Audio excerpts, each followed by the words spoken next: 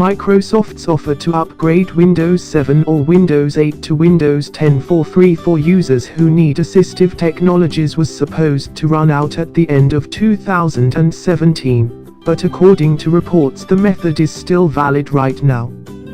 The Assistive Technologies upgrade page is indeed still live, and allows you to download the Windows 10 upgrade executable, despite the page stating that the offer expires on December 31, 2017. According to Gadget and other sources including readers who tipped Ms. Powell user, you can fire up that file and still upgrade, so you haven't missed the boat yet. The caveat is that you may run into an error message during the upgrade process, but this is easily fixed as discussed by Gadget. Essentially, you have to copy a specific DLL file across.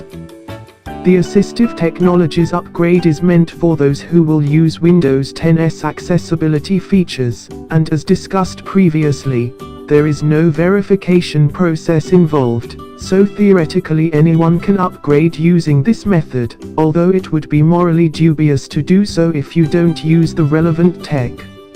It seems that the other route of upgrading to Windows 10 using an existing Windows 7 8.1 product key to activate the installation of the new OS also still works as we've headed into 2018.